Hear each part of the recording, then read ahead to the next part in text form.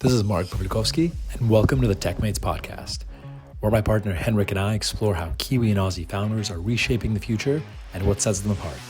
Hendrik and I have been part of successful companies in Silicon Valley and Europe, and now bring that expertise to partner with entrepreneurs in Australasia. By sharing the personal stories of successful Kiwi and Aussie founders and how they got here, we hope to inspire you to dream big.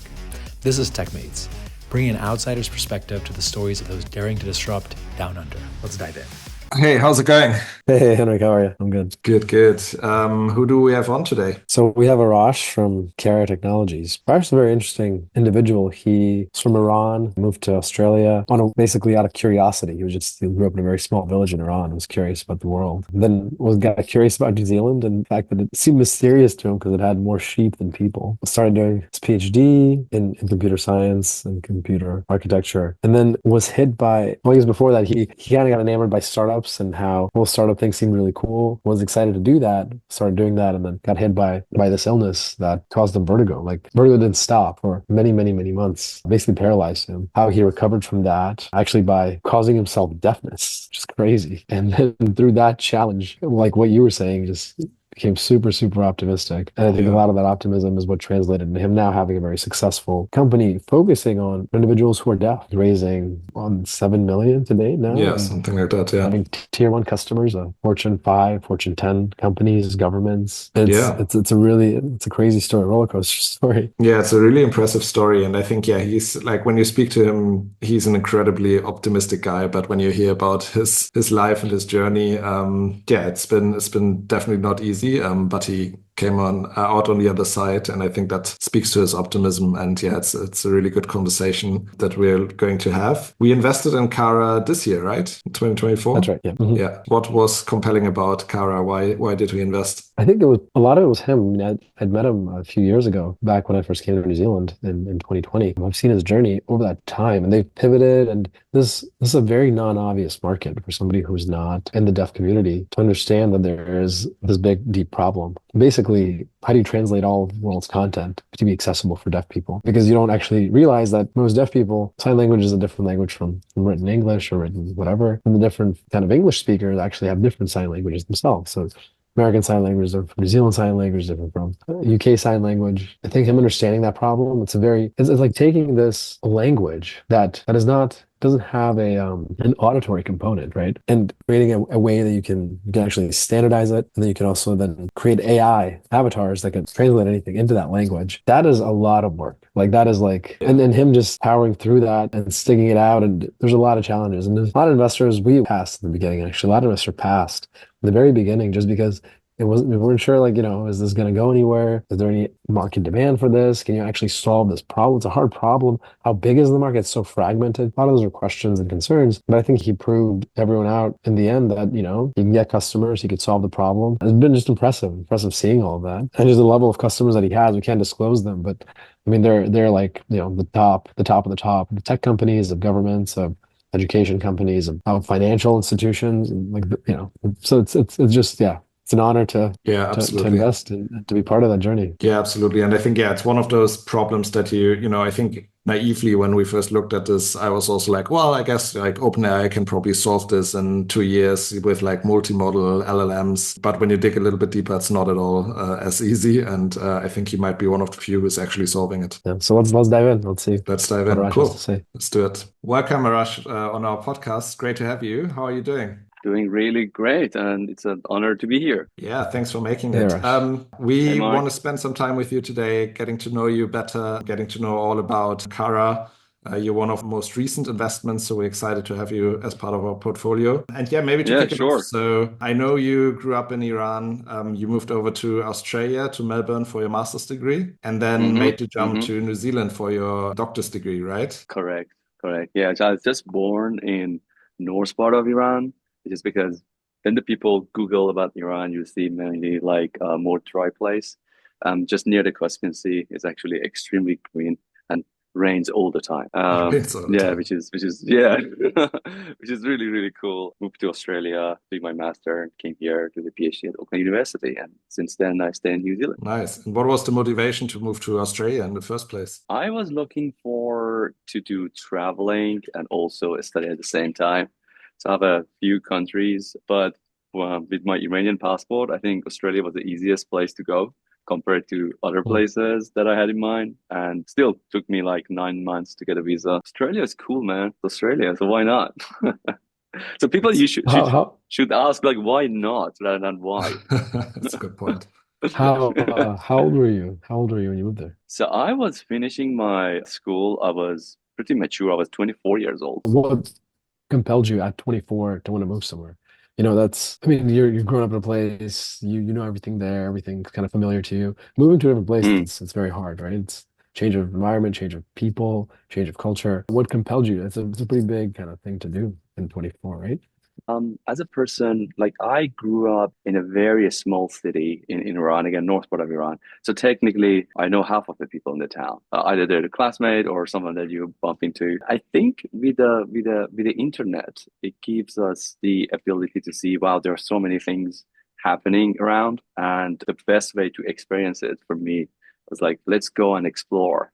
And for me, that exploring part was make me super curious to see what's happening outside of Iran. Because another fact is, boys in Iran, they have to do military service, meaning that you have to serve the country for 2 years. And if you don't do your military service, you cannot go to overseas. So before coming to Australia, I never been in any other countries rather than Iran. I was so curious to know what is going on. So the only reason that I could get my passport, and thing is, the only excuse was like, hey, I'm going to pursue a study, and then they can postpone your military service. Wow. And Yeah. what made you want to do a PhD? I think those exploring, I like mindset for me, not only exploring the world, but also exploring like what is going on in terms of the technology and the science itself. And doing the PhD is a really, really great thing, is because you technically get paid to a study, and not only you're studying, but also you are contributing to the field, which is make it so cool. Like you might come up with a paper and write the paper and you say, oh, that's what I've done. So you get that some tangible outcome, immediate tangible outcome from your study. The other thing is like doing a PhD, it will somehow teach you how to deal with a problem that sometimes there's no solution for it yet. And how to deal with that uncertainty. Because the promise of doing PhD is you have to do something novel and new. Think about it. How would you do it? And you promise to university that I am going to do something novel in that specific field. So being in this ambiguous, adventurous part of academia was very, very interesting for me. Yeah, I think Mark, you Interesting. also pursued a PhD at some point, right? Yeah, I ended up not sticking around because I found something a bit more interesting, which was my first startup. But Yeah. maybe that's a so you came to Australia, you came from Iran, you dropped in a very different culture, very different environment, right? What Oh yeah. what was that like? It was so different. It was so different. Again, I never been overseas. Like one of the first culture shock that we have, for example, in Iran, we have something that you can Google. It's called taro, meaning we say something, but we don't sometimes mean it, right? We're like, hey, have my food, and you're supposed to say, oh, thank you. Just want to show how kind I am, right? People will take it like serious in Australia. It's like, hey, have my food. Oh yeah, sure. I was like, what? Why would you do that? It was like for me, what? So these tiny little things, it's very interesting to explore. And I really encourage everybody to travel for any excuse, a study, having fun or something, because it shows how different the cultures are. So then you arrive to do the PhD, is that right? So when I arrived, I was doing my master at Melbourne Okay. University. It was very interesting. When I was in Australia, you will hear a lot about New Zealand. All of a sudden, New Zealand become very interesting place. I met a couple of Kiwis at our university, and they all brag about how nature is cool, how adventure is cool. And for me, New Zealand was a saint place that begging to be explored. It was like, wow, you just Google it, something, and you're like, wow, this country has a population of 4 million, a number of ships of 32 million. It was, wow, so Asian, so different. But you're like, oh, okay, it's New Zealand. Interesting. Yeah. So then what happened next? So you just decided to move over to New Zealand. Was that where you did your PhD, New Zealand? So here's the thing. So when I was finishing my master degree, I was like, okay, yeah, I like if I go back now, I might not do the PhD again. So the only area that I could explore and do something new was in the realm of doing PhD. I wasn't being like aware of like entrepreneurship that like I believe like doing things sometimes through the academia has its own place, but sometimes doing it differently, it might be much more efficient in terms of the contribution, right? So the only way that my mind thought that I could somehow contribute was doing PhD. So then I just jumped to the website. It was like Auckland University. So yeah, let's apply. And they said, yeah, cool, come over. And it was super fast. I was like, yeah, so I guess I'm going to New Zealand. So you were curious Yeah. about New Zealand, and at the same time, you were thinking, how can I contribute? How can I continue contributing? Is that it? Yeah, so it is like a person is like 24 or 26. Like on your 20s, you are full of unrealistic optimism, full of questions and full of confidence and full of so many things is popping to your head, right? On top of that, I was like being away from home for the first time, not from part of my country. So exploring even my own identity as like who am I as an Iranian? Like, when you live in Iran, you never think about like what an Iranian look like and what is being Iranian meant to you. But when you travel and you're like, wow, there's so many questions.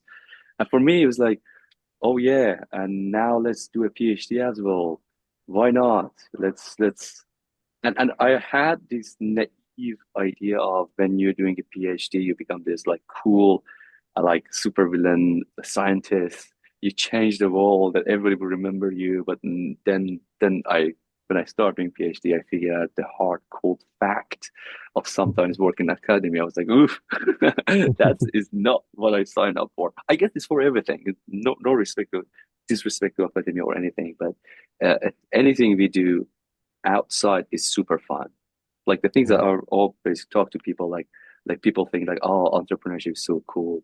I wish I had a tech company. You wake up every day, having a cup of coffee, doing meditation, and having the coolest gadget in the world and do this is not like not everything is just fun all the Yeah. time. Yeah. What were your first touch points with entrepreneurship then? When I was doing at the middle of my PhD, then in fact they figured out, oh wow, doing PhD is not like going to the lab is full of computers and you might over the night leave the computer on and something magic might happen. So like something that the people like will see Arash, normally and think about it. what was your PhD in? Was it in computer science? My PhD was on the wireless security on the physical layer. And the whole promise was how we can code a message in the physical layer that if you have a supercomputer, you cannot crack it. Unrealistic as this. Because it was based on some assumption which was unrealistic with the promise of Holy Grail of providing a code that nobody can break, which is not possible, to be honest. So all of the things I'm saying is a little bit sound negative, maybe because I had a long day or this No, long no, no, weekend was no. absolute That's all horrible. good. That's But all yeah. good. So academia is good. I have so many friends in academia. It's amazing. They in some field they're literally changing the world, and hats off on them. Maybe it's not something for me at this stage. Okay, so what was the question again? We were So a little how bit did track. you come across entrepreneurship, or what were your first touch points with the startup world? Ah, yes. Oh, yeah, yeah. So it was around 2016 when I was like in the middle of my PhD. All of a sudden, entrepreneurship become really cool, right? We start seeing some celebrities who are entrepreneurs. They're not like rock stars, but they're entrepreneurs. Like Elon Musk, everybody's like knowing, that's so cool. Like Mark Zuckerberg, and those cool people that the public will start knowing them and respect them in a very interesting way makes me very curious to explore, right? Mhm. And the other thing is University of Auckland is one of the most unique universities in the world for entrepreneurship. And you will see, for example, there was a conference. It was cool for everybody to participate. And I think it was Mark from I Measure You. I think now he is the CTO of Vicon. He came as an ideal of a person who was doing studying at Auckland University, had an idea, had a tech company. He was dressing cool. Everything about him was amazing. I was like, wow, maybe this is what we want to do. Like, okay, the first problem I see back then, there was a challenge, and I started talking to a friend, and I have my first company. It was on software solution for like some sort of business intelligence solutions. And what we do, there's a software called QuickView, and we import big Excel files into it and give you the graph. And that was amazing for companies, because now the companies can actually use the like annoying, meaningless spreadsheets into fun graph that they can show off. It's oh wow, the sales has been improved. So that was the first idea, and we got the customer, we got the contract, everything was going really, really well. And all of a sudden, I got a disease called Meniere. So Meniere is an inner ear problem that gives you vertigo attack in a very, very hard way. You're technically imagine you're having your worst hangover multiplied by 10, and all happens sometimes within the duration of an hour. So you fell down, you become like totally wet, you're sweating a lot, you're throwing up. The people will see you go absolutely bananas. They will call emergency, you go to hospital, and they just keep injecting you. So that was one thing that happened. The other things that came out of that harsh really time, I was really, really in a bad position for about 6 months, and it was very interesting. The idea was taking a pill to manage it, and the game was every time I get a vertigo, I double the pill. I start from 1, 2, 4, I end up 32 pills a day, and it wasn't still working.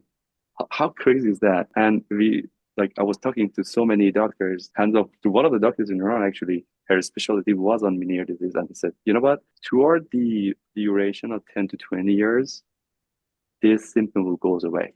But at the same time, you will lose hearing as well. So maybe we just accelerate it now, because you have one ear and the other ear can hear. So at least you can go back to normal life.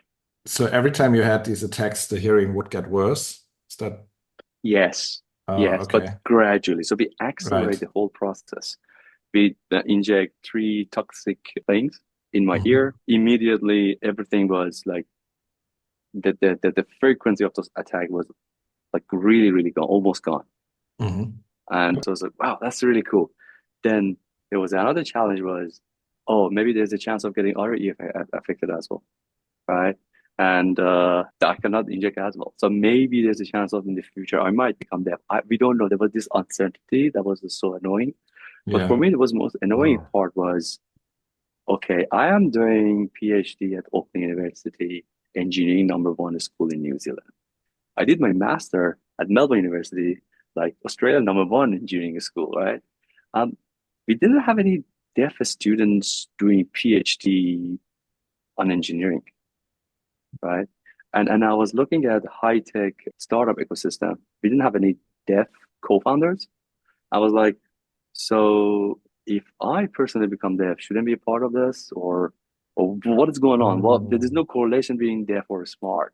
So I was very furious, and I went to the Deaf Education Center at Kelston and asked the same question. And the response I get was like, hey, the number of dropped out is a lot from the deaf schools.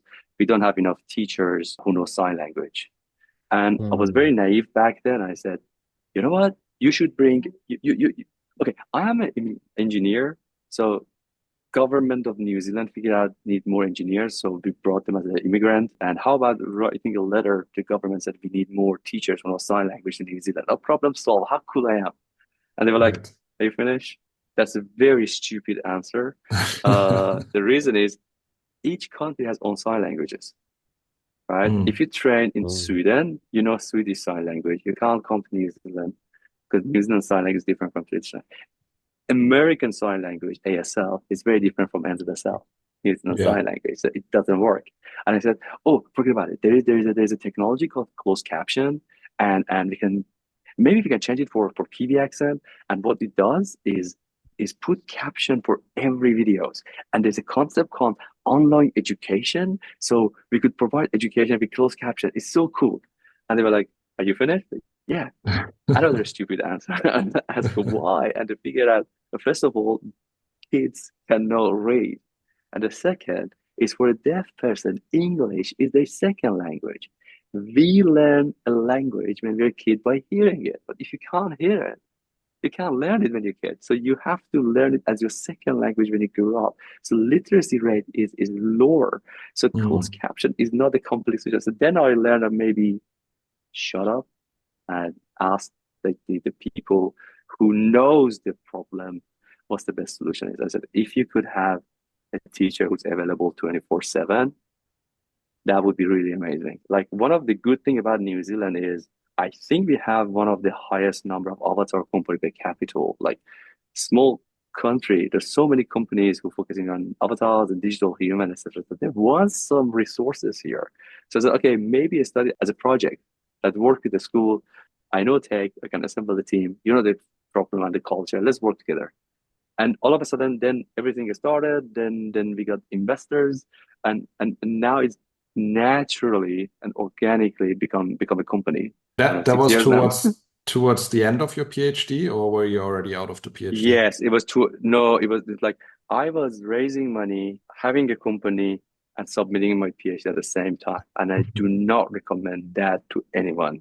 I want to kind of maybe go back a little bit to, you're getting this vertigo disease, and then you deciding to actually accelerate your deafness in one ear. Yes. To cure it. I mean, first of all, that's a really traumatic thing to have happened, but then you making that decision was also like equally scary, I bet, right? Yes. Like you're basically kind of like saying, well, it's like, oh, my arm is like always giving me trouble. I'm just going to cut off my arm or something, right? I was reluctant to do it at the beginning, and I was having conversation with few doctors here, and they said, everything we do it would be permanent. And I was like, okay, let's not do it. But I was ending up like 6 months in the bed every day. I was like, there was no hope to move on. So if your arm is constantly like stopping you for what you do, just cut it and move on. Because I believe that there's so much things that life is offering every day, and suffering unnecessarily is not that of the importance of experiencing something new. So I was really, I was losing the majority of friends. The social life was really, really gone. I have really, really good friends who was like family to me, was supporting in a really, really ridiculously awesome way, but I couldn't continue that. And it's a fact that sometimes you have to understand that sometimes there are parts that you cannot change. So the part that we cannot change, we have to accept it. And it's like the damage, it will happen. Yeah, in next 10 years, I don't know, Neuralink might come in the new way of connecting ear to brain. So I might use an artificial ear, which is work better than my normal ear. So well, why not? At least I can do things that I want. And from there, I could finish my PhD, have the company, and go forward. Yeah. So it was a tough decision. Did that change you? Did that whole experience change you? How did that, so like what, do you see the world differently now than you did before? Oh, yeah. Like, here's the thing. When I was lying down in the bed, I told myself that if I could somehow magically get rid of vertigos, I am going to be the happiest person on planet Earth, period. I'd never get sad. I would be so appreciative of life that nothing would happen to me. I was on no salt diet for 2 years because of that. It's like bread is salty. Like you buy lemon juice at the store, it's salty. Like everything has salt. And we have to come to like ridiculously reading the sodium level on everything. And like pizza, eating outside, it was out of question. The fact that I could grab a pizza and just have a bite and enjoy it, it was like, wow, that's a great experience. If I could get rid of this vertigo, I never, ever in my life going to be sad. And I'm going to appreciate it every day. I did it for about a year or two. I was really appreciated. But everything was gone, and teach me the hard lesson about the humans that sometimes we are looking for to reach something, and we truly believe that if we reach that point, we are going to be the happiest person. And we reach that point after a year or two, it's become super normal. Yeah, sometimes the weather get cloudy. It was like, so lame, so sad. What's the meaning of life? Do you feel like that experience gave you more resilience, more perseverance than, because you've been doing this startup for a while now, and it's not been an easy journey, right? It's been tough. I mean, fundraising has been tough. Everything's been tough. I mean, it's only, I think you're doing it for what, 6-7 years now, and it's just now starting to pick up finally, right? A lot of things are aligning. Do you feel like Yeah. if you didn't have that experience of the disease, do you feel like you would have stuck around as long as you did? I don't think so. I will stick around, to be honest. I see every day, like, why as a human we are continuously suffering. No matter who we are, no matter what position we are suffering from many things, right? Why? And if we could find a meaning in that suffering, that is the best way to have the resilience. Because anything we do, right? Even we want to go to a committed relationship, it's not that easy. It's joyful and sometimes it's hard as well. And if we like could find a meaning, that is give us a boost to go ahead. And it's not going to be always sunshine and roses, right? Sometimes come to the office, I'm the saddest person and the team is helping me. It's not like, oh yeah, I had such a tough life and nothing going to like do anything to me. And I'm no, that's very, very again another unrealistic assumption about the person. But it gives you enough motivation to be crazy enough to keep going. Maybe you can kind of give us a high-level overview of what you do with Kara, what the mission is, and where you are in your journey. When we again, another things about like a startup. At the start, we thought, okay, cool. We're going to raise money. We at the beginning we raised around 200K convertible note. So cool. For this, we're going to build a product, and next year we're going to sell it. And next 2 years, we're going to have a revenue with a growth, not just revenue. And it's a no. We figured out the problem that we're solving. Problem people are trying to solve it for more than like 20 years. It's not that easy. It has so much blind spots that if you're not dive in, no matter how much books you have written in your life, but once you dive in, you figure out the real problem and you try to solve. Yeah. So we So break it for the people down. who don't know Yeah. you, what is the problem you're trying to solve? So here's the problem. Information that we are absorbing every day compared to 10 years ago or 20 years ago has become at least 20 times more. And compare it what happening for the translator, because currently the deaf community only relies on human translator. So did the translation become like translator become 20 times more since 10 years? No, it was become really, really flat. So the gap is getting more and more and more.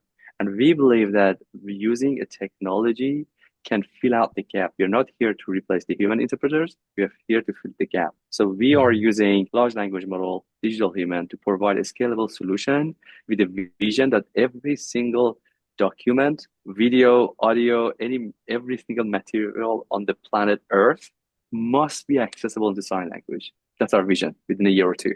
How do you get started? I mean, this is like a massive, massive problem you're facing. The first start is working with your customer, right? We have this saying in Iran is knowing a problem is a halfway of the solution. So sometimes we don't know the problem itself. We just jump into provide. Remember me like providing solution like I'll bring an interpreter from overseas. So I was really dived in to understand what the problem is. And we have a team who were from deaf community who give us like give the team better understanding what it's going to look like. And we figured out accessibility. And we figured out it's the responsibility of government and businesses to make their service accessible. So from deaf community, I went to the banks and the schools and university and I said, you guys are evil. You're not making your system accessible. You just think about money. Yeah. And they said, are you finished? I said, yeah. I said, we like to make our service accessible. Do you know how many branches we have? Do you know how much material we have? Do you know how much it takes for us to book an interpreter? We have to sometimes book in 2 weeks in advance for 1 hour session. So we like to do it, but we can't. Then we figured out, okay, we could be a system who is helping the businesses and governments who wants to make their services accessible to the deaf community, make it happen. Once we figure out what the problem is, then we try to tailor our solution based on that. And basically, the problem is that like when we speak, if you speak a different language, you have an interpreter, you can just have a phone call. But a deaf person, they can't hear, so you need a visual medium, right, to translate the information. Correct. So there's a logistical kind of complexity here where like if you're going to a bank and they book it, they need to pull up a screen. Somebody needs to be signing on the screen in real time, right? That or in person doing the real-time translation. Correct. And even though, let's say, the bank invests on the hardware, booking the interpreter is not easy, right? You should guess that, oh yeah, in next 2 weeks or next week, I will have a bank problem. So let's book an interpreter. Or next 3 weeks, I will have an accident at the street. So I will go to emergency. Let's book an interpreter. So it's extremely hard because, again, the number of human interpreters are not enough. And sign language is an independent language. It's a complete language with its culture, with its history. And it's not like, because the people sometimes, including me, it's like, cool, let's learn sign language super quick. No, you can't just learn, let's say, German within a week or two. You have to study. And if you want to be an interpreter, sometimes you have to go to universities and do 4 years of the studies. So same thing here. So how does it work? Walk us through kind of the customer journey. If a bank wants to make their conversations with their customer more accessible, how does it work for them? So we are look like a content management system for an organization, but in sign language. A bank, hospital. Currently, we are focusing on education, especially in the US. So, for example, one of our customers, they said we have 10,000 hours of content. It's practically not possible to use human interpreters. Can you help us to make that accessible to ASL? Then we help you to design an avatar, which is exclusive to you. And that avatar or digital human has a sign name, it's a character, and it will connect to our system. And now all the system is now accessible to sign language. So that's one area. The other area is for emergency notification. In the United States, it's compulsory to make an emergency notification accessible to ASL. But sometimes most of the time, it took 4 to 6 hours to bring the human interpreters. And imagine there was a shooting happening in the street. And by the way, 6 hours ago, there was a shooting there. So if you, I don't know, don't go there. It's funny. It's a sad comedy that sometimes the things are not accessible. So with our tech, we can do it less than a minute. On a more practical level, I mean, a lot of the folks who are deaf, they understand these problems exist. Presumably they find workarounds and ways to get information and go to the bank and go to the hospital and get the emergency notifications, working around these constraints and not having translators, right? So is this actually a big enough problem? I guess I've never heard of the problem until I met you. And I'm just trying to understand and maybe help other folks. Because I think most people probably have never heard of this problem because they're probably not familiar with anybody who's deaf. How do people get around this problem? And is it actually a big problem? I really suggest to watch a movie called Coda. I think they won Oscar 2 or 3 years ago, and it shows the challenges everyday deaf community are dealing with. That the fact that sometimes that we are not aware, it shows how distant we are to that community, and it's very sad. Again, I was in academia, never see any PhD on engineering who are deaf. I was in a high-tech startup. So I've never seen these people. And again, because of the distance that we have, which is very, very sad. Humans are finding a way to do things, right? But it's a responsibility of us to make sure that this is happening to the fairest way. Having access to, yes, there was a shooting event 6 hours ago. It's cool, but it's not fair. And we can use the technology to make a society which is more fair. Currently, a couple of deaf communities, they rely on so much on the kids. Right? Imagine you go to hospital and you want to talk about things with your doctor, and you have to bring your kids who sometimes 5 or 6 years old, and you have to ask these kids to translate that for you. They will do it willingly, but it's extremely unfair. It's extremely hard. Again, in case of emergency, they rely so much on other people to give them information and relative to give them information on time. It shouldn't be that way. That's why a large percentage of the deaf community does not read, not able to read. They are able to read, but the literacy and reading speed is lower than the hearing community. It's not because the people who are deaf are not smart. It's the reason because it's a different language. It's resonated with me a lot because English is my second language. And when I moved to Australia, I was really struggling. Even watching movies with subtitle, I was missing half of the messages. Right? Because it was my second language. I wasn't a dumb person. It just simply because English was my second language and reading subtitle wasn't the most efficient way. If there is, yes, it's going to be really, really helpful, but we cannot assume that, because it's we providing information text format, everybody from deaf community must and should be able to access it in other like in a normal way. And I didn't know it as well myself, but I was dealing with this problem. I learned it like in due course. Yeah. How long did it take you to learn sign language yourself? Because you started that journey also just when you started having the disease, right? Okay, yes. It's been 7 years and I'm still learning. Like I've been living overseas for than like 12 years and I'm still learning English.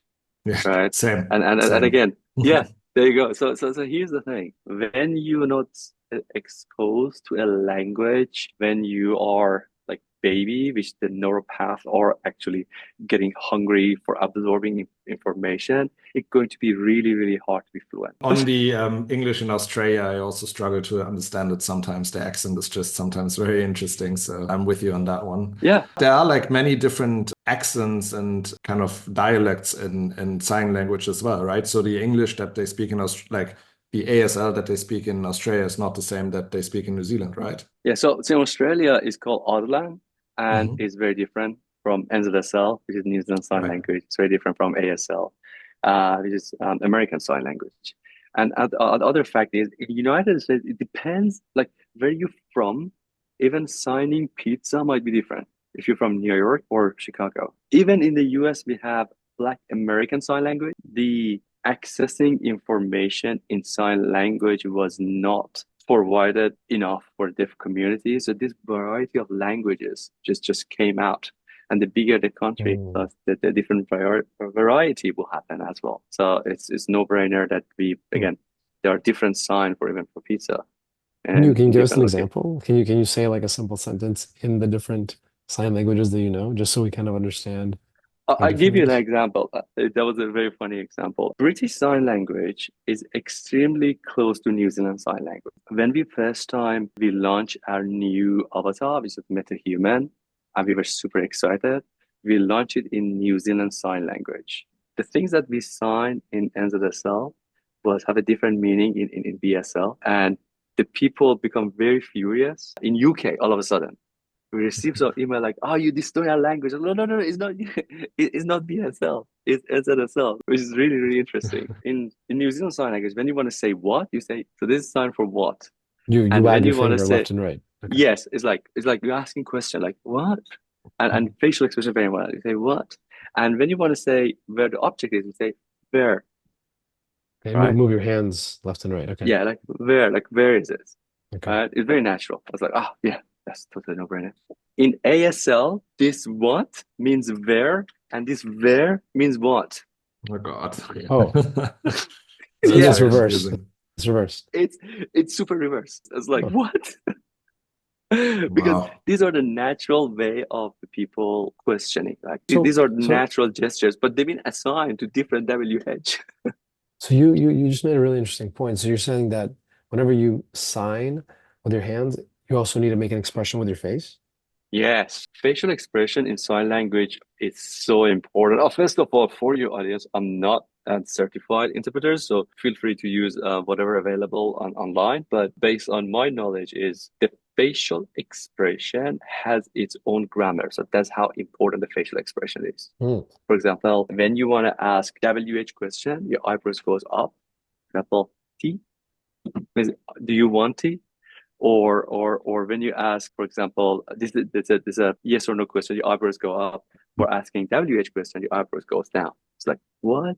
You never say what. You say what? For example, your name is what? So always calm down. So this is the grammar of the sign language, which naturally a deaf person does. But for us to learn it, you have to understand. So if you were just to sign just with your hands, like a very blank, neutral facial expression, just with your hands, understand what you're trying to say? I'll give you a good example.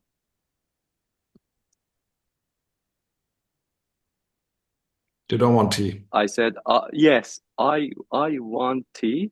I don't want tea. So one of the things that, for example, came out when we started a company was called smart gloves. And those smart gloves, the job was getting the gesture and convert it into voice. And deaf community was furious because the sentence that I just made, the hand gesture was exactly the same. And the meaning was totally opposite. Just focusing on hand is not conveying the meaning. So you're saying you want tea, right? I want tea, or I don't want tea. It's the same hand gesture. Tea? Yeah, I don't want tea. Because you're Why? shaking your head, Just no. Yeah. yeah. Yes. Right. I Yes. see. Yes. So Interesting. so you're building a massive database of vocabulary then, I guess, for all these different languages. How do you do it? Yeah, sure. So what we do is the best way to teach our system is actually using a deaf person. So we Hmm. bring a deaf person, we put it on motion capture suit, and anything a deaf person does, and any facial expression a deaf person does, any hand movement, it's all going to be recorded. But the challenge is all the mocap system in the world are not designed for sign language. So the data are not super clean. For us, for example, this is internet. Like getting that much like has to touch and the system will come in like this, and animator has to come and clean every single frame, Hmm. clean it and make sure it's absolutely perfect, and a deaf person will review. So this is how we capture Is that a because the sign. mocap systems aren't very precise? Like they want to get the relative motion, not the precise points in space? It's extremely hard to get super precise. Like we were working with so many companies in the world in the website, they said, "Oh, super precise," but they never been precise. And the thing is, they don't need to be that precise. Like if you look at motion capture, it's usually for movies, which is action thing or dancing things or walking. If there's a little bit of shift on the fingers, like from here to here, and if I walk like this or that we won't see it, Yeah, right? So we don't need it. But in sign language, it's very, very important. So we clean everything, put our dictionary database, and when the English text is coming, we use large language model to take care of the grammar side, because the grammar of sign language is very different. For example, what is your name in sign language would be your name what? So the word order are different. So we take care of that. And then we connect the outcome of that into our some sort of a dictionary or vocabulary database. We have a system that we can pull the animation, they stitch them together in real time in such a way it doesn't look like Dr. Frankenstein. Because how would you go from my, and this is what we record for the name, my. How would you go from my name and how to make the transition as natural as possible, who would then look too much robotic? right. And this is where we patented our technology. Everything would be Hmm. rendered. So So this is how how do you do it? How do you actually do that? How does that work? it's technically what we do is you will look at the motion of the signs and you mathematically model, because like all the motions is could be modeled mathematically. So then mathematically model it. So basically, so for any arbitrary two words in sign language, the hands will be in different positions. The ending Yeah. position of one versus the starting position of the next one. And Yes, so it's very important. And the other thing, the other factors, we have one sign, one hand sign, we have two hand signs, some sign you use one hand, but in two hand, what you would do with the other hand. And so there are many, many quirks. Like blending animation and animation transition are not a new technology. One of the best use case is in games. They do many things. But if you just took those, it doesn't work for sign language hmm. because they smooth out some motion from there and just squeeze them together. It doesn't work for sign language. So another example of when you work in that area, sometimes just off-shelf solution would not help you. So from what I understand, sign language was a completely organic. It was so organic that actually you have different dialects even inside of America, but potentially you have English, you have different sign languages. It was all done human to human. You always need a human. What you're doing is you're digitizing it. You're taking like feels like this last vestige of Yeah, like like purely non-digital kind of language, and you're digitizing it, right? And then digital, allows it. because like language is one of the things that we should, as a human, we should be proud of. We developed something that no species that I'm aware of so far could develop to our level of Mhm. sophistication. Language, it's one of the precious things that we've done. If aliens come in, this is if I want to show off something, is language, right? How complex is that? And with language, we create civilization, we create stories, we create like it's amazing, it's precious. We have to record it as much as possible. And when we are starting Kara Technologies, one of the good signer of New Zealand passed away. And some of the people from the community, they said, if you could 3D record that person. It's like that data would be stay forever. And the beauty of the way of narrating would stay as well. So not only one of the things that make me super passionate about this, the whole system, is not only provide accessibility, but also try to preserve, because there's a part of sign language which is storytelling. And storytelling in sign language is hell of the next level. So we have a book called The Very Hungry Caterpillar. I wasn't having access to it when I was a kid. And when I read the English, I go, like, okay, so lame, but it's for kids, that's fine.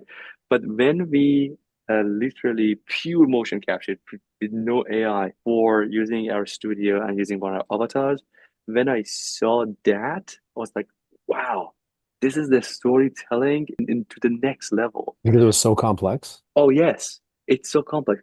For example, there was a section. It was like Could you show us? Could you show us something? Maybe you can screen share and show us some of these videos. Oh yeah. So let me show you the part. Is my favorite part for the book, and you can see the English versus sign language part. So again, this is a book. I just go to the part that is my favorite. This was done. This was done with an AI generated avatar. What's that? This avatar is the Kara AI avatar, Yes. right? Yeah. This is not AI. This is we designed the avatar character. We had a permission from the author. We make it similar to the author of the book, who passed away a few years ago. It's like the author of the legendary book itself, narrating it in sign language. And using AI for narrating, for example, children book is not the best. It's like Siri reading the book for kids. For example, this is my favorite part, is the part that the caterpillar become a butterfly. So the English part is like, oh, the caterpillar become a butterfly. Now let's look at it in sign language. How would you narrate it?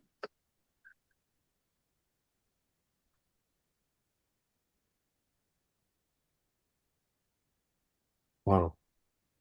So there's like And he just keeps going. He keeps going. Yeah, he just keeps going. It's like I just 10 stopped seconds of him illustrating the butterfly flying. Yes, the people who are the translators, who are actually sometimes translating, is they are narrating the story and translating. That's why for narration, the AI in next 10 years cannot beat up humans in sign language. Can you show us some more of that story? I'm actually curious to see what the other parts are. So just going to the part that, for example, this is the part that it says the sun is shining, and there was a caterpillar would pop in from that egg. What is, you remember what? What is this? Small, hungry caterpillar. But you see a lot of the facial expressions as well that are really important. Yes. Yes. For a kid, seeing I'm like a person that they could relate and narrate the story for them, it's you can see such a great joy will happen in their eyes. So yes, AI is amazing. Providing instant accessibility is very, very important. But the other part that this technology can help is storytelling into a whole new level. Like imagine like in next animation, Mickey Mouse can sign, or other characters would be able to sign. How cool that would be. And these are very, very doable. It's not like dark magic, or it's not, you don't need to spend millions to make it happen. And we developed a mock pipeline that enabled this to be done in a very cost-effective manner. So this was like a one-off thing that you did with this book, with this author. And you basically he came on camera, he did this, you transferred those motions into using your mocap technology into the avatar. Actually the signer is a woman. A woman? Oh, really? Yes. Yeah. So this is one of your avatars. The person who narrates the story could be anyone that could be presented to anything, right? We have and again, because we now, our focus is just providing instant accessibility and providing large data accessibility. But one of the artist part of our system is Like we have kids. One day came to me and he said he has his own story. Can I sign it myself and be shown as a beer, as something else? And these are very, very doable. So you could put any avatar above this. So you can now decide, oh, this is for a female audience, let's say. So let's have a women narrator instead of this man. Basically, yes. For a kid, like it's amazing. The interpreters are angels, right? But for kids seeing the same face, it's a little bit like not very Boring. engaging. For Yeah. example, this is a very long book, but 10 minutes, right? We show it to the schools, and like for 10 minutes, everybody like all kids like, and the teachers we never see kids being that much engaged. Just so I understand, the author Sure. of the book, we're seeing what he looks like on the screen, right? Yes, This is so the that's author, but the person who actually signed was a woman, and then you yes. took that video and you overlaid that author's avatar over her. Yes. So when Okay, you're okay, doing okay. a motion capture, right, you technically getting a skeleton, and Right. and avatars are like a different skin for that skeleton. Mhm, So you can put a different skin, and the skin could be even human, to some extent animals, Right. human with different age, gender, ethnicity. Right. And so So this was like, was this like version 1 of your technology? So this was like yes, that version was 1. version 1. So Okay. because we will need that motion capture studio to start recording vocabularies anyway. And it's like, wow, there could be another really, really nice byproduct, and could be, again, capturing the storytelling in sign language to the next level. I think this video, if I'm not mistaken, just 88K views, right? Wow. The number of deaf people in New Zealand, 4,000. Wow. Right? Okay. That this just Wow. yeah, the storytelling is so cool. It could beyond just deaf community. Hey, And so I then want to what? move us on to another topic because I know that you have a hard stop as well. So I'm just curious because you obviously, we spoke about New Zealand. You set up the company in New Zealand. What is it Mm. like being a New Zealand founder? And do you regret not setting up the company in Silicon Valley? I don't know the answer. Would I regret it if I had it in San Fran or here in Auckland? Because I never done it, so I can't compare it. But my experience here was, okay, there are two experiences. I will look at it as co-founder first, then I will look at it as an immigrant co-founder second. As a co-founder, amazing. When we start the company, the first thing our partner was Deaf Education Center came with a letter from World Federation Deaf saying avatars are bad, but still they're willing to work with us. And collectively we come with something that changed people's mind, right? The market is small, I get it, but you can have access to customer super fast that they're happy to help. And this is amazing. It helps you to build your product and accelerate your product super fast. In terms of the investment, yes, the money is not as big as, let's say, US, but the investors are here to help. We try to not sugarcoat anything. We're like, okay, these are business, these are risks, these are things that we are certain, these are not certain, and still investor will try to help. I think that sense of community, again, like when we're raising the money, for example, this round, we find a lead investor and the people boom, boom, boom, will jump in because our lead investor was actively helping us. And because this syndicate and collaboration is amazing. So I really love that. It was extremely helpful. And I really recommend anybody who wants to take is it the blue pill or a red pill? Who makes you so take all the the pill. pills. Yeah, all the pills. 32 pills like you were taking. Yeah, to do it. You're working with Fortune Big guys. 5, Fortune 10 companies, world governments, right? Yeah. You're working with a lot really big tier 1 high profile customers out of New Zealand. You come from New Zealand. Do they look at you differently because you come from are they like, what's New Zealand? Yes. Yes, they do. They look different. First of all, like all of them are approach us from our website, and we spent $0 on our website. So technically, Farmer, our CTO, built the website, and kudos to him, amazing job. But yes, we're working with really, really big companies all outside of New Zealand. And one of the things that we have to understand when you're in New Zealand, there's so much good credit as a New Zealand, as a country outside of New Zealand. But sometimes we New Zealander, like the people who live in New Zealand, do not the same, all of them. There are some people who are not acknowledging that. You can see like amount of people are migrating from New Zealand to Australia is getting a lot, right? Outside of the New Zealand, it's such a great image. People seeing New Zealander as the people they can trust and the people who are really cool, who are not going to do something nasty to you. So the trust build up will happening super fast. Oh, that's great. And this is very important. This is very important because how would you sell something that the customer is like 10,000 or whatever thousand kilometers away from you? The trust is very, very important. And again, because the country is small, like, hey, have you worked with anyone? And yes, this one here in New Zealand. And that is give us the confidence and that give us their customer the confidence to work with us because those people are no joke. They don't want to ruin their reputation by a small company like us. So that's been really, really helpful. But you had a but being an immigrant founder. What is your learning on that? Yeah. So generally amazing to even having company here. Just click, couple of click. Damn, you have a company. So easy. I don't think it's that easy in the US. We had a subsidiary. It would take us a nightmare to establish it. So takes you 4 weeks in Germany, by the way, to set up a company. Here is, I think, 10 days because they want to check your name is okay, I think, if I'm not mistaken. And everything is extremely fast here. But as immigrant, it's like I put people and startup ecosystem and immigration system are two different categories.